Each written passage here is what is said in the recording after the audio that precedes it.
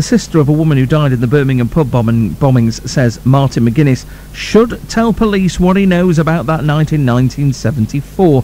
The former leader of the IRA is meeting the Queen at a charity event in what's being described as a milestone for peace.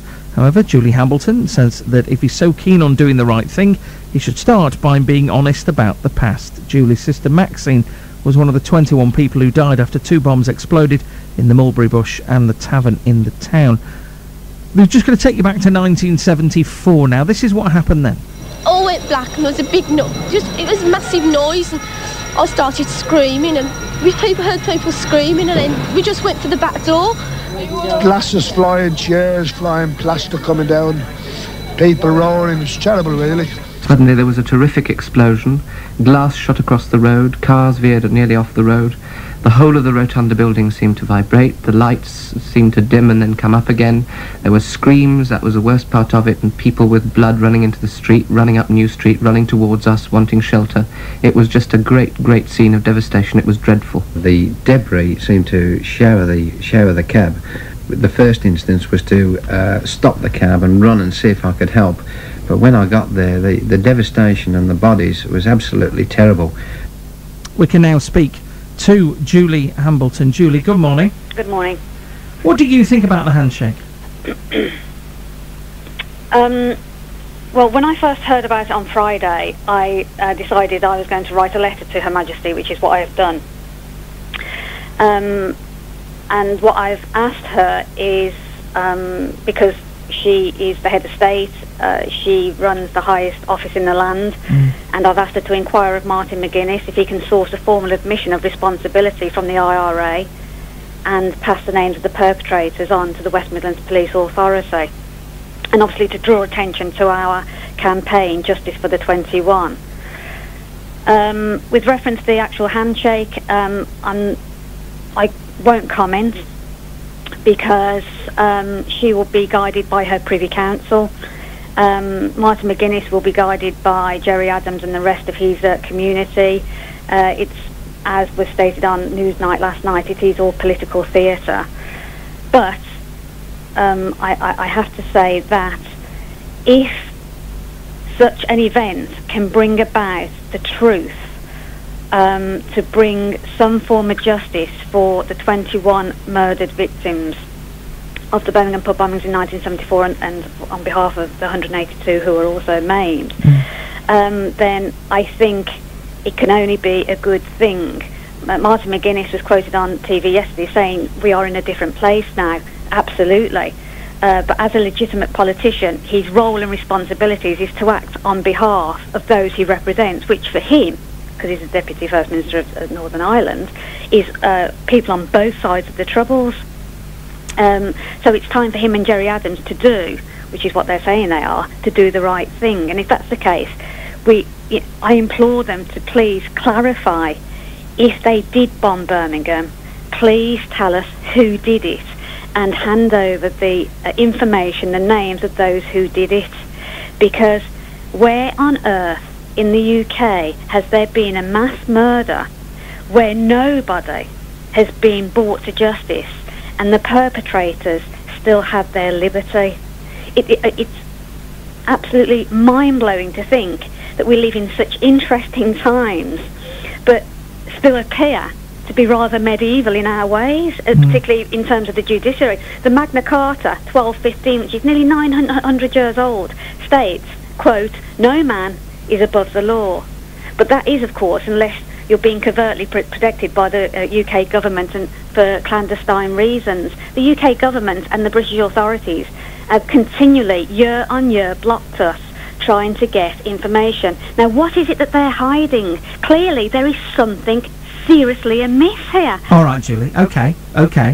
Now, if today Martin McGuinness, Jerry Adams stand up and say, yes, we admit everything that you've just said, they put themselves forward, here's a list of names, we passed the... Would you feel that justice would be served then for your sister? Justice can only be served when the perpetrators do the time for the crime, the horrendous crime that they committed. No one has the right to take the life of another. I mean, that some of your callers earlier have been saying that the British authorities are, that they don't have white gloves, and nor do Sinn Féin, that they're as bad as each other.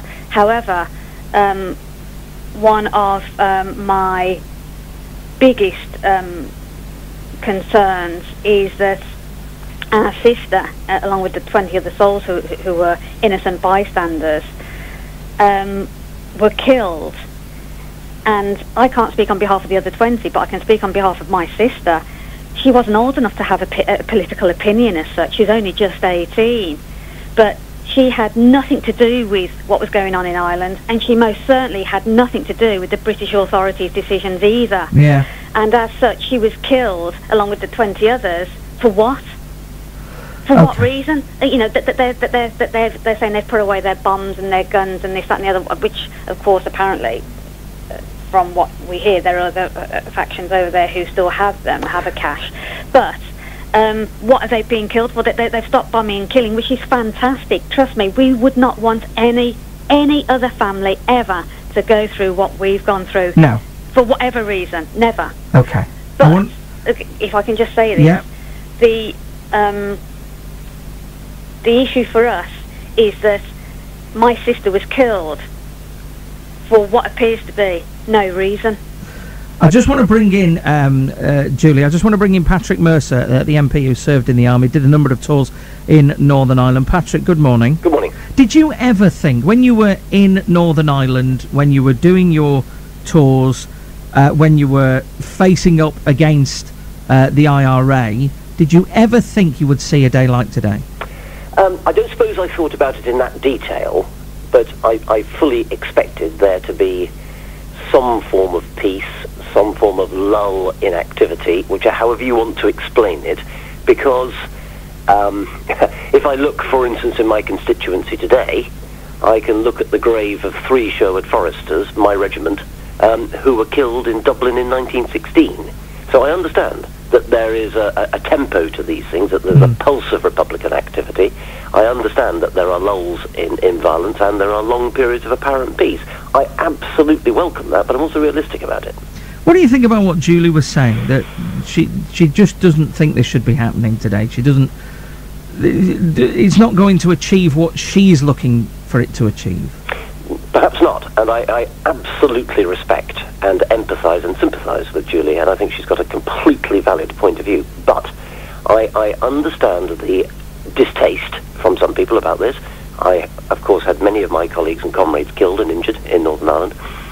This may not be the greatest form of peace, but any form of peace is better than the form of armed insurrection that I had to endure for the best part of 30 years. And is that how you view it? And as you say, you know, your friends, your colleagues lost their lives in this war. I don't doubt it was a war, and I certainly I saw many men killed on both sides, of course. As a former professional soldier, I'm interested in. I don't think this is a war we were ever going to win, and I don't think this is an ideal form of peace. And I also understand that, despite what Julie said, that there are a very small number of people who continue on a daily basis to carry out armed activities in Northern Ireland. Now, if we have important figures inside the Republican movement condemning that activity, important figures in the Republican movement who are willing and apparently ready to shake the hand of Her Majesty the Queen, then whilst that doesn't necessarily leave a great taste in my mouth, I fully understand that peace is better than war.